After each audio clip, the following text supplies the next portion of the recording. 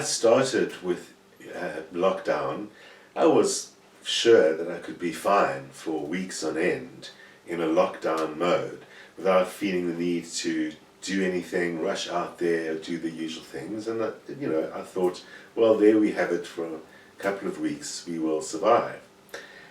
And when the lockdown was extended, at first, because I expected it like most people, I thought, well, there we go. But strangely enough, within a couple of days, I found a kind of a rebellious spirit beginning to surface in me, almost as if I wanted to rush out and do something just because. And after a little while, I realized that what was being challenged in me was not the issue of someone's authority telling me to lock down or anything like that, but when I was honest with myself, I had to admit that perhaps I wasn't handling the lockdown as well as I thought. Perhaps I wasn't as strong in the situation as I thought. Certainly, one of the things that we are faced with as part of the challenge is that despite the lockdown, there is plenty about life that does continue. Life continues with all its challenges and all its traumas and celebrations, and all those things do continue in the state as much as they may be lessened, or we don't participate in all those things quite as much. Certainly, though, it seems, when I think about why isn't everyone else pulling their hair out, maybe some people are more resilient than others, resilient to change. To a large extent, resilience is all about how do we deal with great, big, whether they're tragedies or events or stresses of some kind, and adapt successfully without suffering emotional consequences as a result. So for today's show, in the context of this hopefully not endless lockdown, I thought I'd share some thoughts on resilience and perhaps how we can build our own resilience when having to deal with changes that are challenging and not in our control. It does seem to us that some people are more resilient than others, and that some people have a natural characteristic of being able to endure adversity better than others, and able perhaps even to adapt to change better than others. Resilience, which is pretty much the ability to adapt to difficult changes, is not actually necessarily an inborn personality characteristic. While some people are better at bouncing back than others, resilience can be developed and learned through a variety of different techniques. Some of those that I'm discussing today, which are largely sourced from the American Psychological Association, some of them are just really about coping. But in the end, what can arise out of dealing with a difficult personal experience is personal growth and personal change. So resilience is not only about adapting ourselves, but it's potentially about improving ourselves. And when we understand it like that, we understand it as a vital and desirable factor in our lives, and maybe we also begin to understand that perhaps some trauma and unwanted change is necessary in order for growth to happen.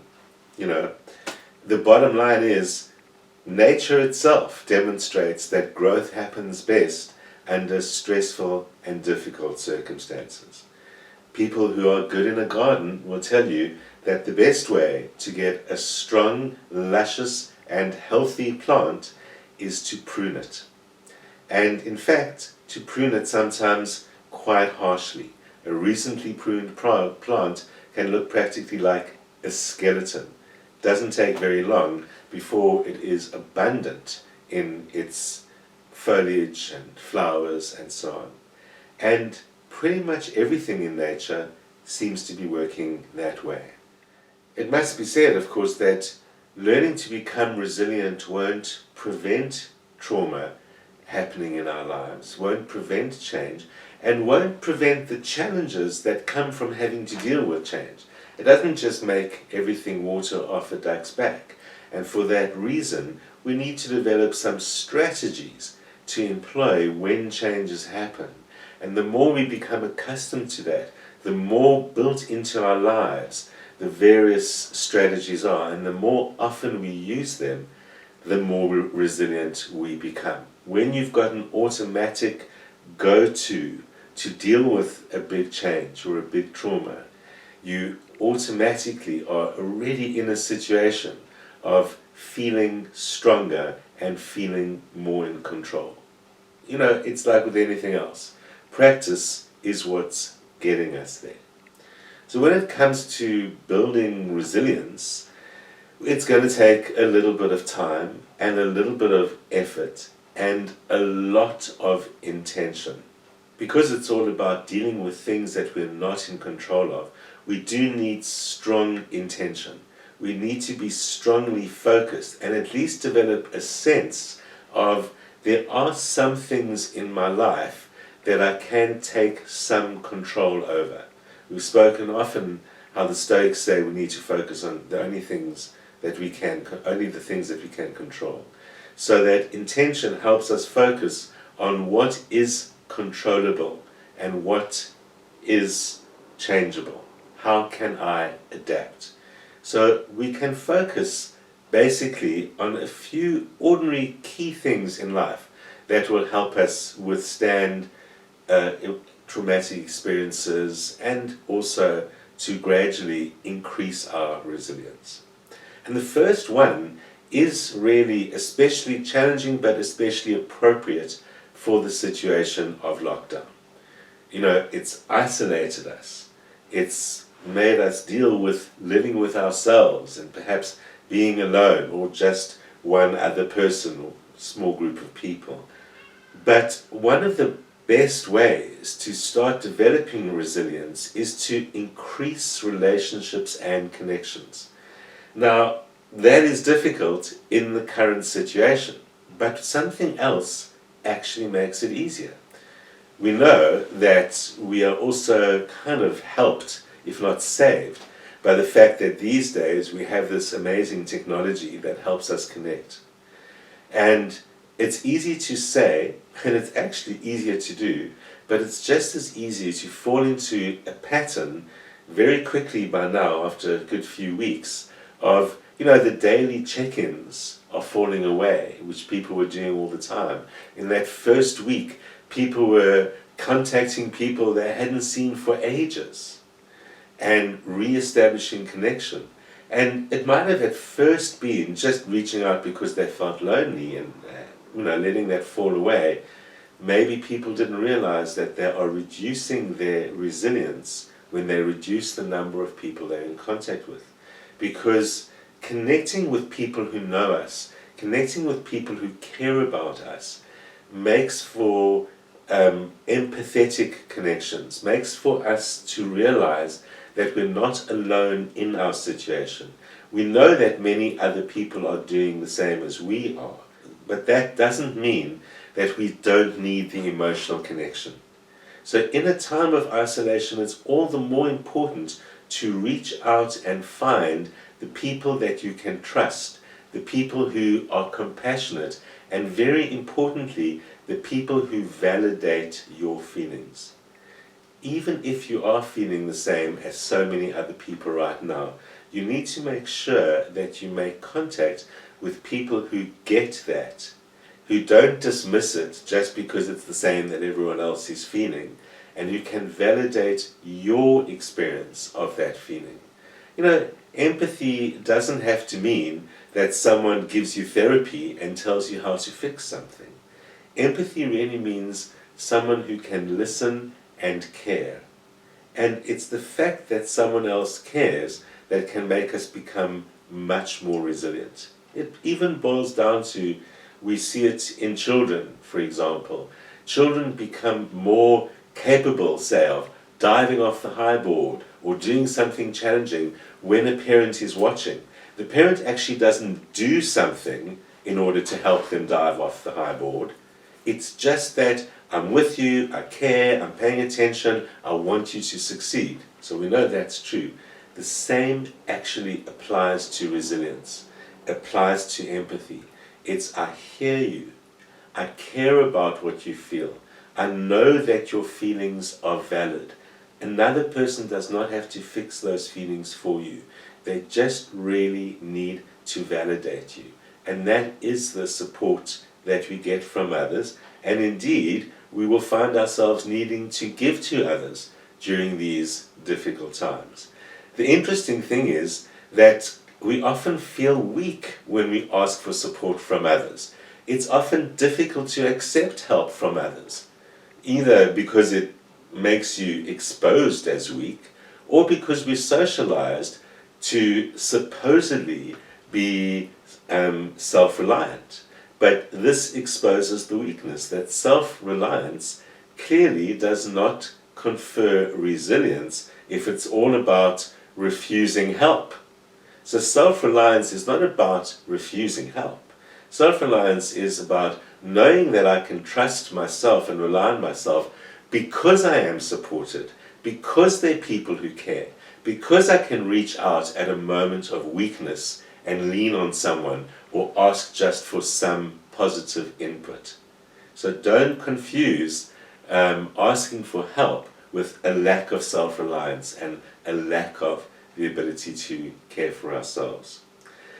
Another way to do that in this lockdown situation is to find groups, be they Facebook groups or other online groups that you can connect to, or social personal groups that you make on WhatsApp, where you can find people or connect with people who are similar to you. So be they family groups, be they people who share the same beliefs as you, so who have something social in common with you. All of those groups can also work as a good system of support. That is all about finding people who get you and who are similar to you, because they will support what you do. And so when you find yourself dealing with change or trauma, because those people identify with you, they will be able to offer support. Again, it seems to me that one of the biggest challenges we face nowadays is kind of taking the step down in order to admit that I'm not coping or I need help in some way. So finding your groups and reaching out to people you know care makes an enormous difference. It's not a weakness. On the contrary, it is a strength, because it confers strength to you by building resilience. It doesn't make you more vulnerable, it makes you stronger when you get the support from others. Plus, there's that element of personal growth that I mentioned at the beginning, that it also allows you to learn something about yourself and step down from that sense of I'm responsible for everything. You learn that by depending sometimes on other people, you can go a lot further than perhaps you might have been able to do on your own. But not everything depends on reaching out. The fact still remains that there you find yourself on your own, and sometimes that's the only person you have at that moment. So self-care is a very important way to also build that strength. It starts with as simple as taking care of your body, especially at a time like this, not falling into negative habits like, not taking care of your personal hygiene, not taking care of your diet, not taking care of your physical environment. And as much as it is something small and rather trivial, that can really shift the sense of resilience in terms of what do I have to deal with in this being alone. Because we need both physical taking care of ourselves and mental taking care of ourselves. We must take care of our physical bodies and our mental health in order to ensure resilience. Stress is as much a physical thing as it is an emotional thing, as it is a mental thing. or anything else. So we need to do things that reduce the impact of stress. So exercise does that and relieves and releases a lot of that. And so does proper nutrition. You know, we still can go to the shops. And once we've gotten over the panic buying and the unnecessary buying, perhaps which we have done, perhaps this is a great opportunity to focus on, let me get foods that make me feel better. And while it might be indulging in sweets and chocolates that make you temporarily feel better, eating healthily makes you feel physically and mentally better. And that itself helps build resilience, as does simple everyday health practice. Making sure that you sleep enough, making sure that you drink enough water, and making sure that you exercise enough. So it's not just about passing the time, it's not just about keeping healthy. When people say, make sure you're doing exercise and eating properly during the period of lockdown, but it's also about building resilience, because when we build our physical and our mental strength, we can deal with anxiety, depression, trauma, those kind of things as well. But we also need to work directly on our mental state. And the way to work directly on our mental state is with things like meditation and breathing exercises and mindful exercises. You know, the best way to be mindful, according to the Stoics, is to keep a journal. It is the act of writing and journaling that builds our understanding of ourselves and our relationship with everything else. It forces us to properly process what we're feeling. As much as you've got all that time alone and you're, spending time with yourself, your mind doesn't stop for 1 second. You might think you've got more than enough time to do all the processing. But strangely enough, it's not until you actually start writing it down that the processing happens, because writing forces us to structure our thoughts. We've been trained in grammar and spelling and punctuation since we were very little. We can't help it. So as soon as we start writing, we start using the structures of grammar and spelling and punctuation. And we start structuring our feelings and structuring our thoughts instead of having this blur that's going through our heads all the time. It's true, it's great to speak to other people to get a sense of structure in what's going on inside my own head, but you can do that with your journaling. So journaling might be the most powerful tool we actually have during this lockdown period, because we've got more time to do it. It does deal with the simple, historical record, at least for ourselves, of how did I cope with that time, but much more importantly, it builds our understanding of ourselves. It builds our understanding of why we feel that way, why we react that way, why we're dealing with it that way. And even though there might not be masses of outside stimulation going on, there's plenty of reaction going on. And that's what we can journal about, how we are reacting and why we are reacting this way. And that is the ultimate personal growth side of building resilience, because it literally becomes a record of that growth.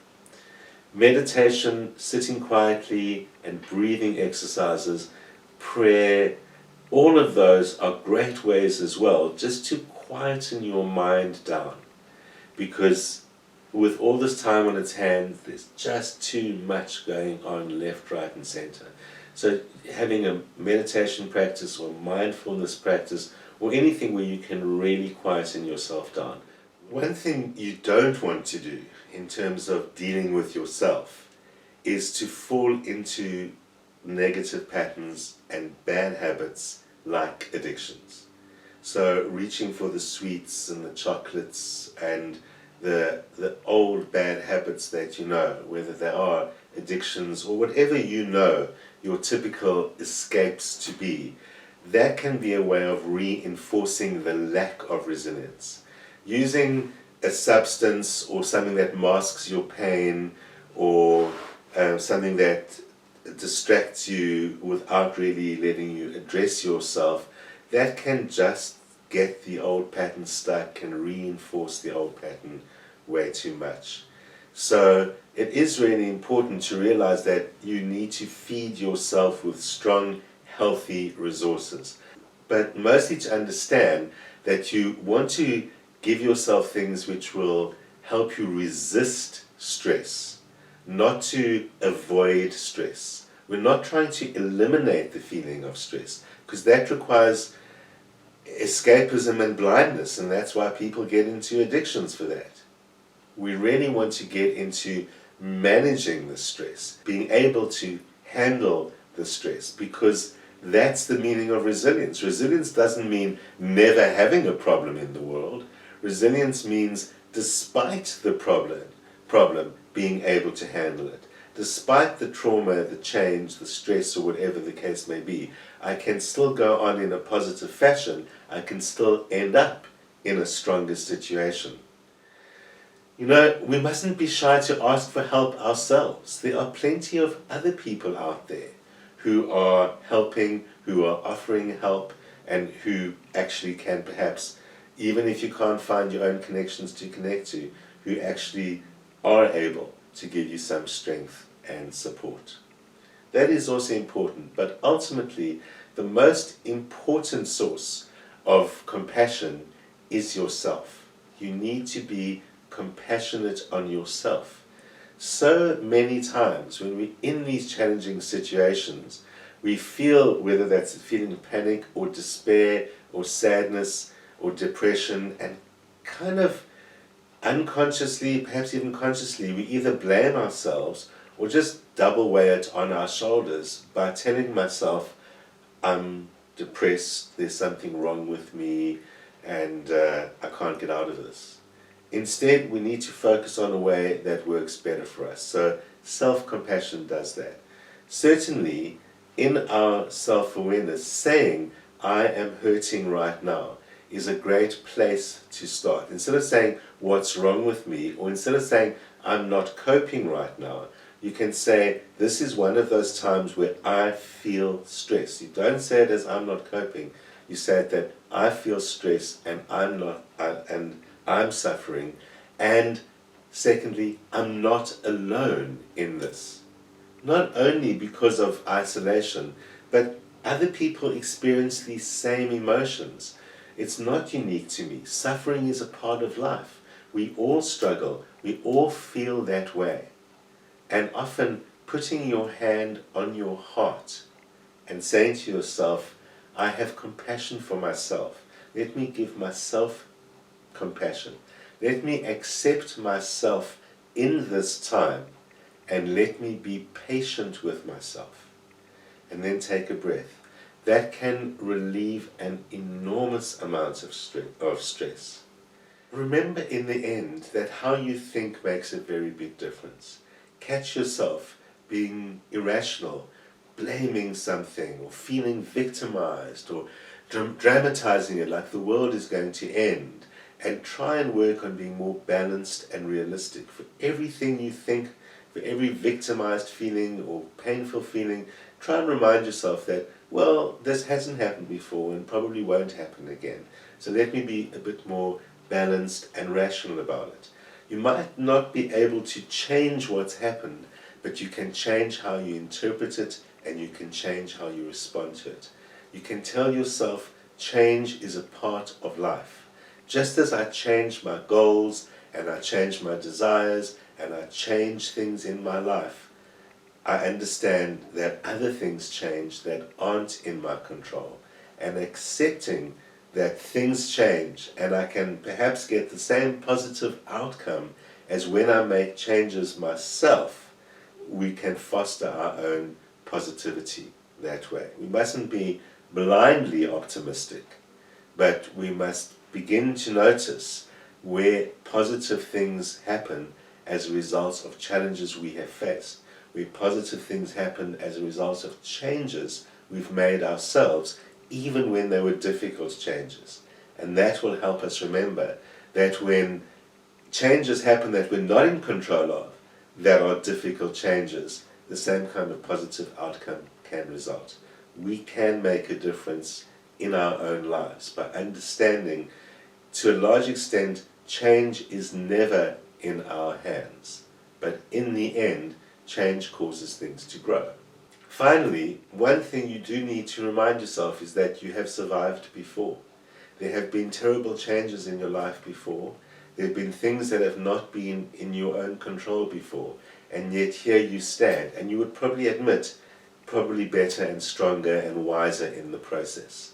Remind yourself that is on the road, that is the road that you are on again. That is resilience. You have been resilient before, and you can build it up again. And ultimately, like everything else, it's all about patience. I'll see you here next week at the same time.